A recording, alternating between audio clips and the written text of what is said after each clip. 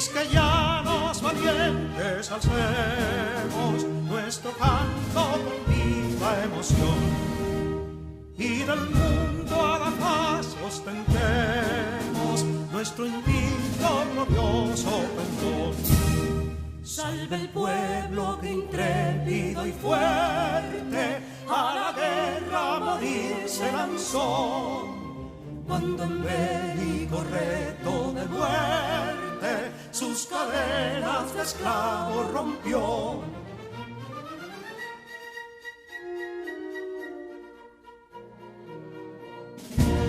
Ningún pueblo ser libre merece si es esclavo, indolente y servil. Si en su pecho la llama no crece, que templó el heroísmo viril, más que estrella la indómita y brava, siempre altiva la frente alzará, que si fuere mil veces esclava, otras tantas ser libres habrá. Que si dolo y ardida es luciero de un intruso señor al desdén. Las carreras Belén campos fueron, que cubiertos de gloria se ven, que en la cima del heroico baluarte de los libres el verbo encarnó, donde el genio de Sánchez y Duarte a ser libre o morir enseñó.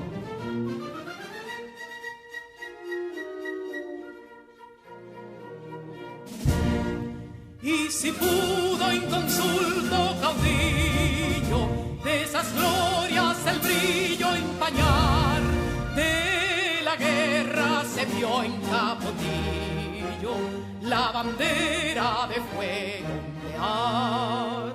Y el incendio que atónito deja de Castilla al soberbio león, de las playas gloriosas le aleja, donde flota el cruzado pendón. Compatriotas, mostremos erguida nuestra frente orgullosos de hoy más, que Quisqueya será destruida, pero sierva de nuevo jamás. Que santuario de amor cada pecho, do la patria se siente vivir, y es su escudo invencible el derecho, y es su lema ser libre o morir.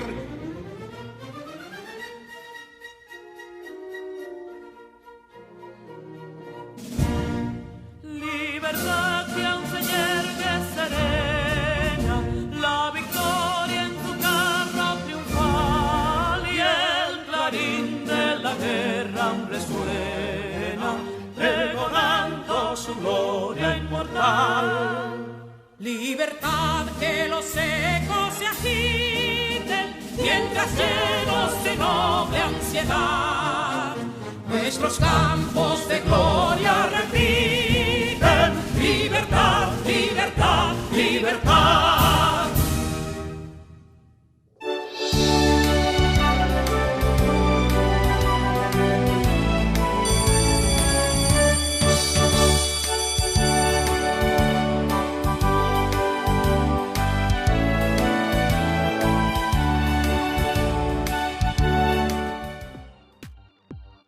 En nombre del Ministerio de Educación de la República Dominicana, damos formal inicio a todos y a todas las estudiantes de primero de secundaria del año 2020-2021. Con mucho entusiasmo le damos la bienvenida a los docentes que te acompañarán a alcanzar tus sueños y metas.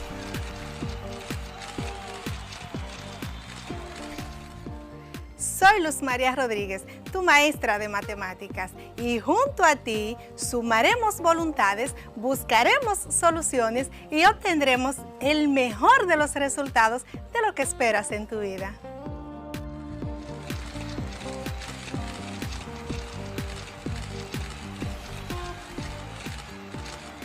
Hi, I'm your teacher, Saily Padilla. Soy tu profesor de inglés.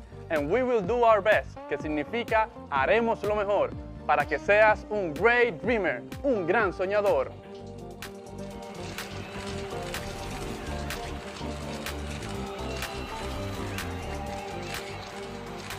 Soy Scarlett Rincón, tu maestra de lengua española, y te acompañaré a navegar con mi imaginación hacia lo épico, lo lírico y lo dramático en este viaje hacia tus sueños.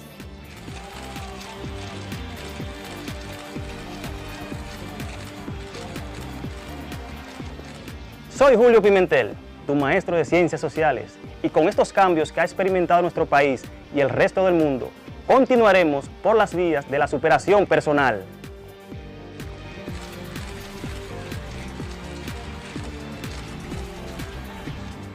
Soy Isaura Peralta, tu maestra de Ciencias de la Naturaleza. Aquí nos encontraremos para aprender y experimentar. Vamos a descubrir cómo relacionarnos con nuestro entorno y apreciar la vida.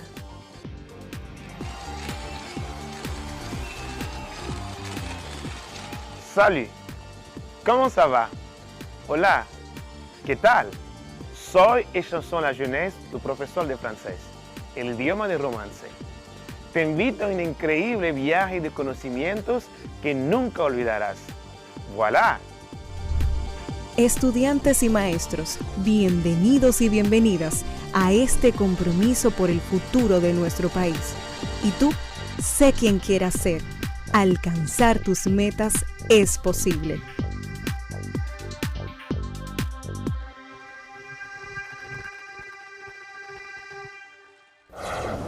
Hola, mi nombre es Carla Maciel y como ustedes estoy muy entusiasmada por comenzar nuestro día de aprendizaje. Vamos todos y todas a crear las condiciones físicas y emocionales para que podamos disfrutar del progreso que es aprender. Lo importante es disfrutar el camino del conocimiento y hacer de él una fiesta. Aprender puede ser, si nos lo proponemos, una experiencia divertida y creativa. Excelente viernes para todos. Les doy la más cordial bienvenida a mis queridos y queridas estudiantes. Hoy el compromiso que aspiramos es que logremos desarrollar en nuestras vidas todos los objetivos que hemos alcanzado durante la semana para seguir fortaleciendo los pilares de nuestra educación. Soy Scarlett Rincón, su maestra de lengua española. Y junto a mis compañeros profesores repasaremos nuestros trabajos realizados en las asignaturas de matemáticas, ciencias sociales, ciencias de la naturaleza, inglés, francés y por supuesto la que imparto, que como ya les he señalado es lengua española, que hoy volveremos a reafirmar los conocimientos sobre la técnica de expresión oral como lo es el panel, y veremos la preparación del tema, el guión y la conducción del mismo. Recuerden tomar notas y prestar mucha atención en este hermoso día.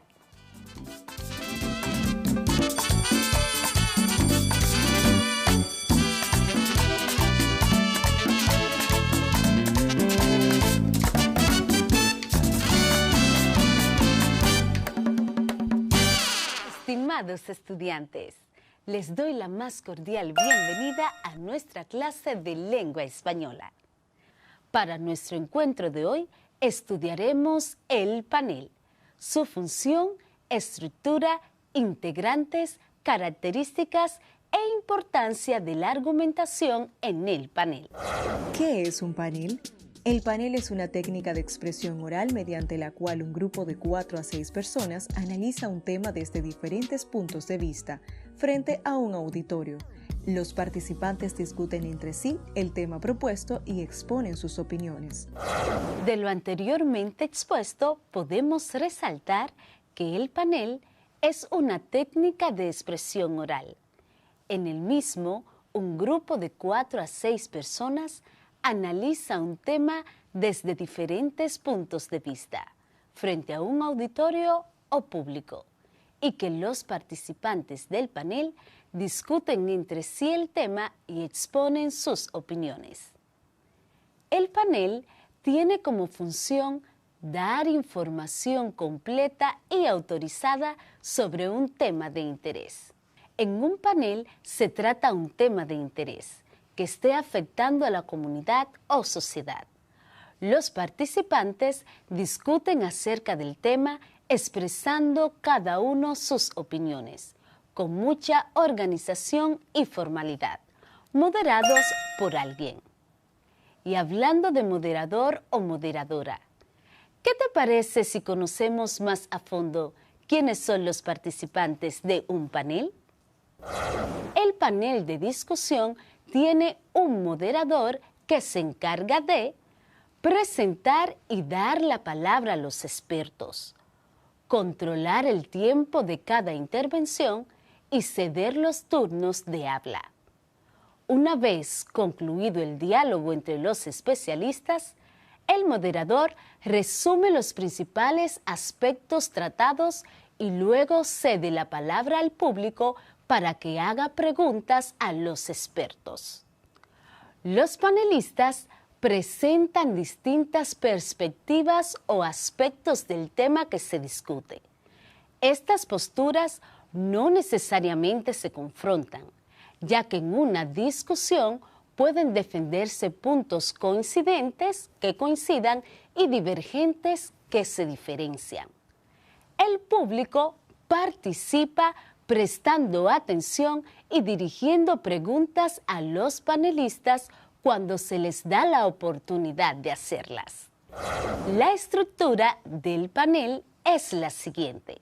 El panel posee una apertura que en ella el moderador saluda, presenta a los participantes y expone el tema que se va a debatir. Un cuerpo, que es la parte central del panel, donde los interlocutores confrontan, exponen, discuten y argumentan sus opiniones. La conclusión, donde cada participante sintetiza su postura, que puede coincidir con la inicial o haberse visto modificada, y también es el momento de la participación del público presente. Y la despedida, que corre a cargo del moderador, quien resume las opiniones expresadas y pone fin al panel. Sabemos que todo cuanto existe posee unas características que lo identifican. El panel no se queda atrás. Las características que éste posee son las siguientes. Número 1. Está conformado por los panelistas, un moderador y el público. Número 2. En el panel es abordado un tema polémico o de interés general. Número 3. Tiene una duración definida, que puede ir de 1 a 2 horas. Número 4. Cada panelista es una autoridad en su campo de conocimientos. Número 5. La discusión se lleva a cabo a modo de diálogo entre los panelistas. Número 6. Cada panelista tiene un tiempo limitado para sus intervenciones. Y número 7. El tema es abordado por los panelistas desde distintos enfoques.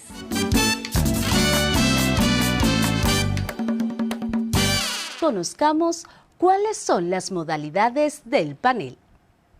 El panel posee 2 modalidades y en este sentido es importante resaltar que éstas sirven para informar y asignar a los panelistas. Dichas modalidades son las siguientes. Modalidades de un panel. Conversación informal entre panelistas. En este caso, los participantes discuten entre sí el tema propuesto y exponen sus puntos de vista desde su área de especialización. Se caracteriza por las intervenciones objetivas, coherentes y que se limitan al tema propuesto. Asignación de turnos con tema definido y tiempo fijo. Esta modalidad es muy usual. En este caso, Los panelistas intervienen en el orden previsto. Por lo regular, los aportes consisten en breves trabajos escritos que sus autores leen ante un público. ¿Recuerdas los recursos lingüísticos y paratextuales propios del panel que mencionaron anteriormente? Vamos a recordarlos juntos. Los recursos lingüísticos y paratextuales propios del panel son los siguientes. El uso de sustantivos que se refieren a terminología específica del tema tratado en el panel. Ejemplo, energía eléctrica, contaminación acústica y visual, las migraciones, suministros de agua, entre otros. También están el uso de conectores para ampliar las informaciones del tema y enriquecer los argumentos. Por ejemplo, los de adición, que son palabras como además, también, asimismo. Los conectores de ejemplificación, por ejemplo, palabras como a saber, y de explicación, esto es decir, en otras palabras. También el uso de expresiones propias del registro formal al exponer las ideas sobre temas mundiales. Por ejemplo, las oraciones completas y ordenadas, un vocabulario amplio y el uso de sinónimos y pronombres para evitar repeticiones. Y otro de los recursos son las reglas para hablar en público al momento de desarrollar el panel. Por ejemplo, el dominio del tema, la fluidez y el control.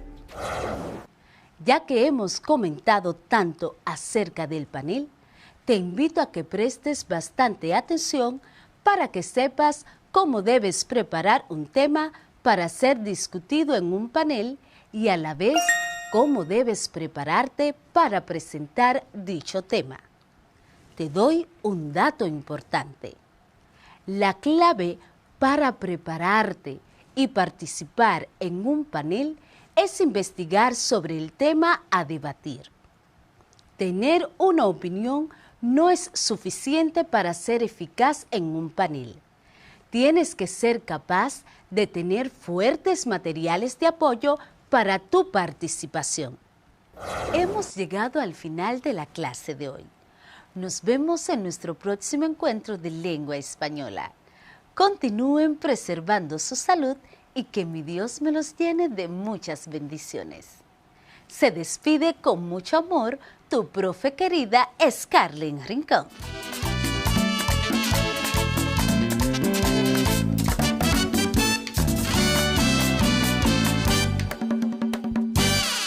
¿Ya se encuentran preparados para ser panelistas? Seguro que sí. Solo queda que pongas en práctica estos conocimientos y lo puedes hacer ensayando con alguno de tus familiares. Ahora, la maestra Luz Rodríguez comparte su asignatura de matemáticas con ustedes, desarrollando su resumen sobre la segunda parte del teorema de Pitágoras y cómo podemos tener la resolución de problemas con este teorema para resolver situaciones de la vida diaria. Pasamos con ella en estos momentos.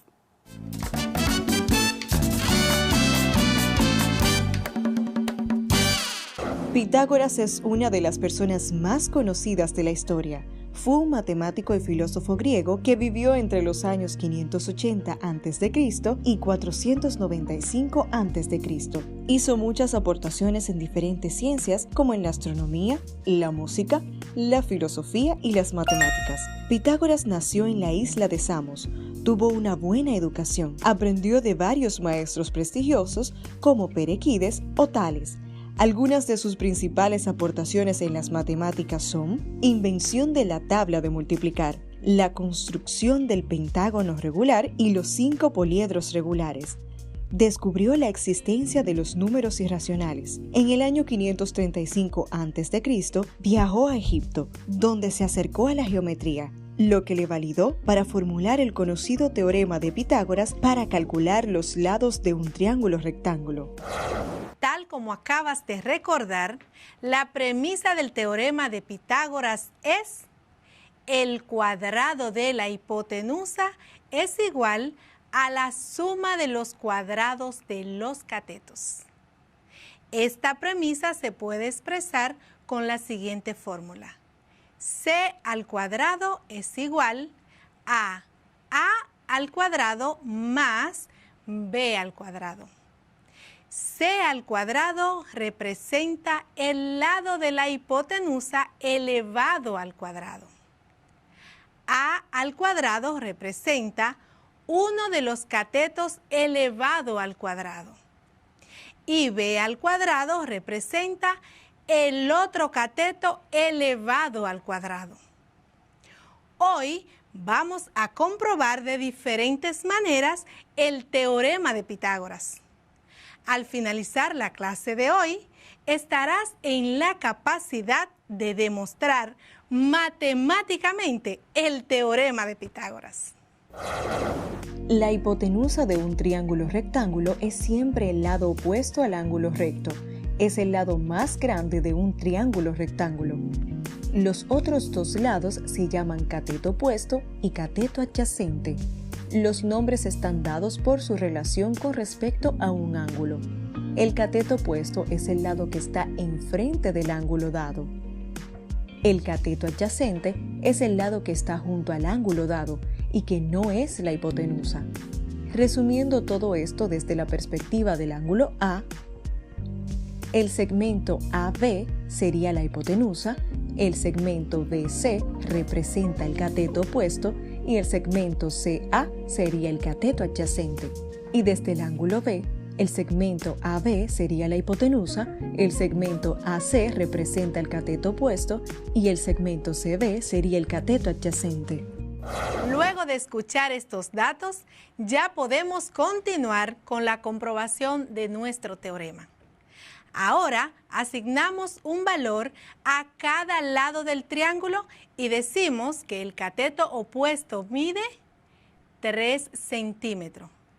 El cateto adyacente mide 4 centímetros y la hipotenusa mide 5 centímetros. Para demostrar el teorema de Pitágoras, seguimos los siguientes pasos.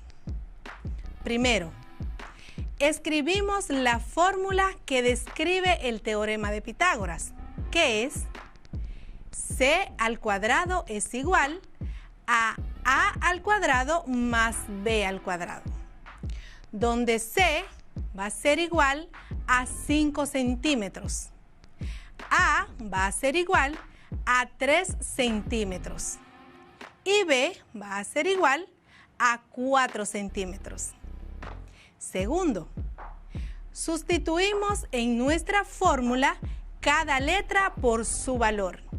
Así, 5 al cuadrado es igual a 3 al cuadrado más 4 al cuadrado. Tercer paso, procedemos a realizar el cálculo en la sustitución de nuestra fórmula.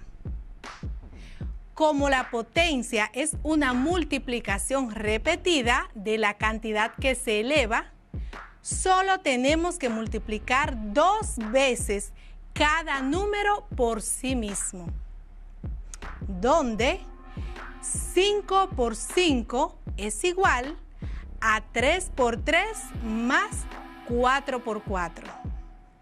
Y eso va a ser igual a 25 igual a 9 más 16. Lo que es igual, 25 igual a 25. ¿Es esta expresión verdadera?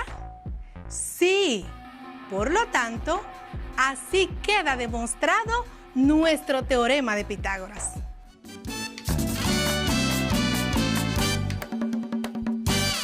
Una tarde, Heuri, al salir al patio, notó que su árbol de pino proyectaba una sombra de 3 metros de longitud. Él, al ver esto, sintió la curiosidad de saber cuánto más o menos había crecido su árbol, pero no podía medirlo porque ya estaba demasiado grande para él. Se dio cuenta que esto reflejaba un triángulo rectángulo, pero que le faltaba un lado. Entonces tuvo una idea: amarrar una piedra al extremo de una soga. Lanzó la piedra amarrada, logrando que ésta se quede enganchada en la cima del árbol. Inclinó la soga hasta el extremo más alejado de la sombra, logrando con esto medir el tamaño de ese lado del triángulo, lo que resultó una longitud de 5 metros. Sabía que con esos dos datos podría enterarse de qué tan grande estaba ya su árbol. Pensó que la profe Luz había dicho que si se quiere saber la longitud de cualquiera de los lados de un triángulo rectángulo, solo hay que aplicar el teorema de Pitágoras. ¿Crees que Heuri pueda saber qué tanto había crecido su árbol de pino? Bueno, hasta a mí me dio curiosidad por saber. Entonces, quédate muy pendiente al desarrollo de la clase de hoy, porque en cualquier momento lo sabremos. En este caso, vamos a hacer uso de lo que es el teorema de Pitágoras para encontrar las soluciones a dichos problemas. Quiero que sepas que mediante este teorema puedes encontrar la longitud de cualquiera de los lados de un triángulo rectángulo. O sea, que no es solo la hipotenusa, sino que también puedes encontrar los valores de cada uno de los catetos. ¿Sabes cómo hacerlo? Fácil. Solo tienes que aplicar la operación inversa a cada una de las letras que tiene el lado del triángulo que deseas buscar y resolver las operaciones que resulten de esa aplicación. Por ejemplo, si quieres buscar el valor del cateto opuesto, solo tienes que tomar la fórmula original que expresó Pitágoras en su teorema, que dice c al cuadrado es igual a al cuadrado más b al cuadrado. De ella vamos a extraer la letra que representa el cateto opuesto, o sea, la letra A. Lo hacemos así. Pasamos a B del otro lado de la igualdad y nos queda que c al cuadrado menos b al cuadrado es igual a al cuadrado. Y como en las igualdades se cumple que el orden que puedan tener los miembros de cada lado de la igualdad no afecta dicha igualdad, entonces podemos decir que si c al cuadrado menos b al cuadrado es igual a al cuadrado, entonces a al cuadrado es igual a c al cuadrado menos b al cuadrado. Y ya tienes la letra que representa el lado opuesto del triángulo. Así que, con esta fórmula, puedes encontrar el cateto opuesto en un triángulo rectángulo. De igual forma harías si quieres saber la longitud del cateto adyacente. O sea, que si quieres buscar el valor del cateto adyacente, solo tienes que tomar la fórmula original que expresó Pitágoras en su teorema, que dice c al cuadrado es igual a al cuadrado más b al cuadrado. De ella extraes la letra que representa el cateto adyacente, o sea, la letra B.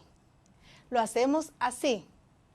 Pasamos la letra A del otro lado de la igualdad y nos queda ¿qué? C al cuadrado menos A al cuadrado es igual a B al cuadrado. Y como en las igualdades se cumple que el orden que puedan tener los miembros de cada lado de la igualdad no afecta dicha igualdad, entonces podemos decir que si c al cuadrado menos a al cuadrado es igual a b al cuadrado, entonces b al cuadrado es igual a c al cuadrado menos a al cuadrado.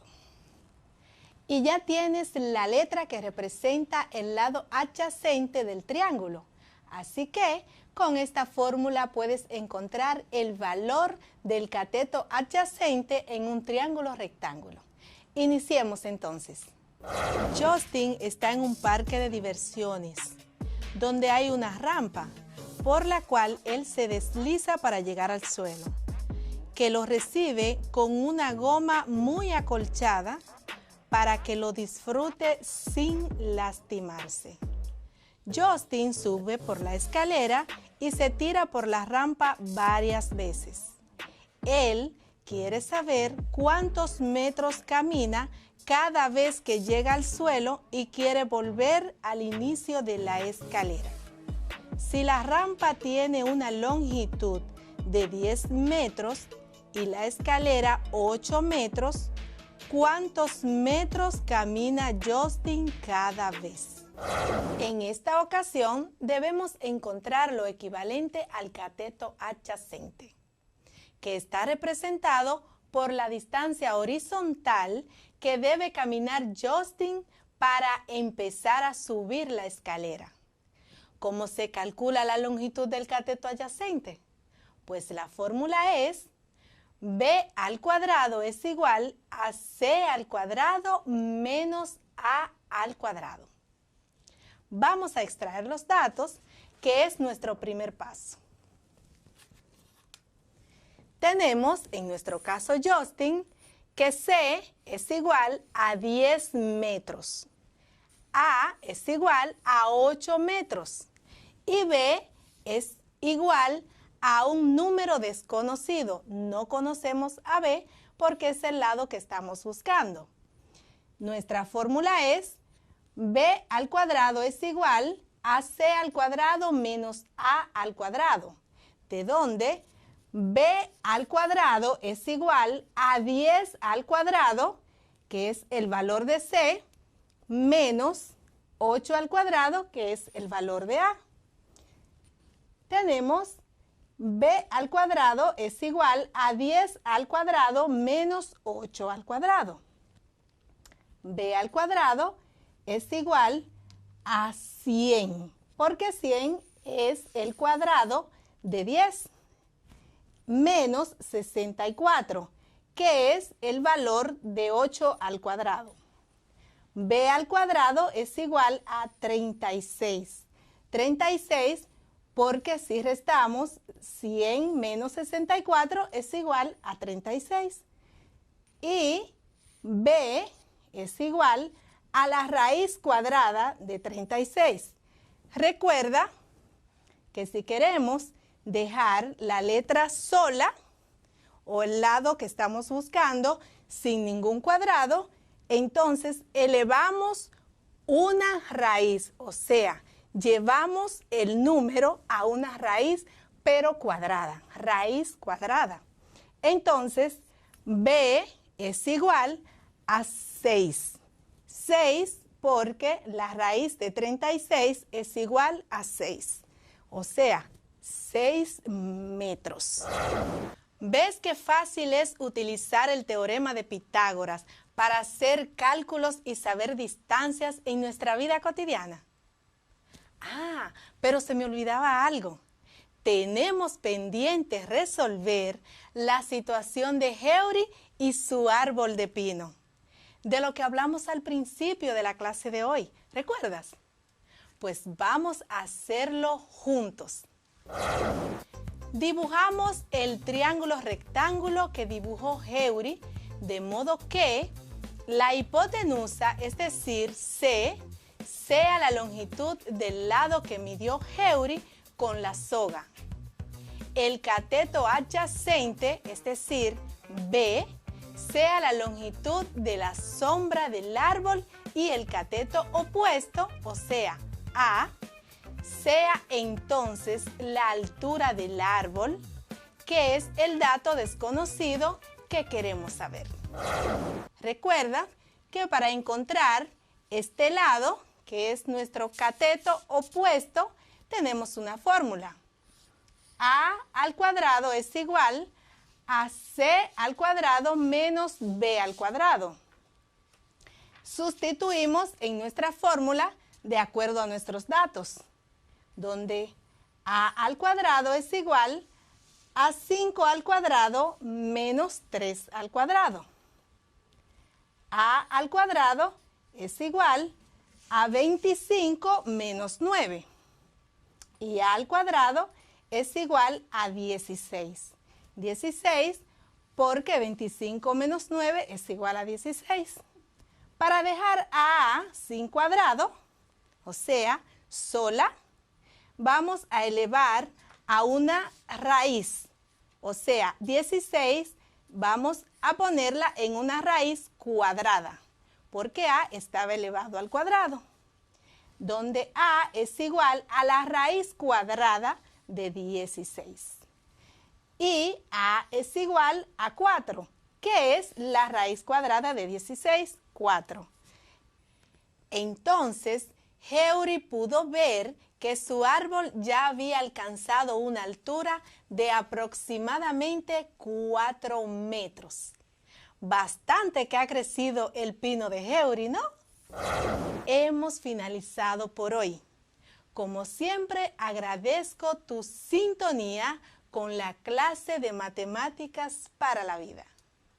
Te exhorto a que sigas practicando en la resolución de situaciones que se puedan presentar en tu entorno haciendo uso de este importantísimo teorema. No olvides las actividades de tu cuadernillo. Se despide de ti tu profe Luz recordándote que mientras más lejos llegues, más alto será tu éxito. Esta es una frase del maestro Saily Padilla. Te deseo un feliz y bendecido resto del día. Hasta un próximo encuentro.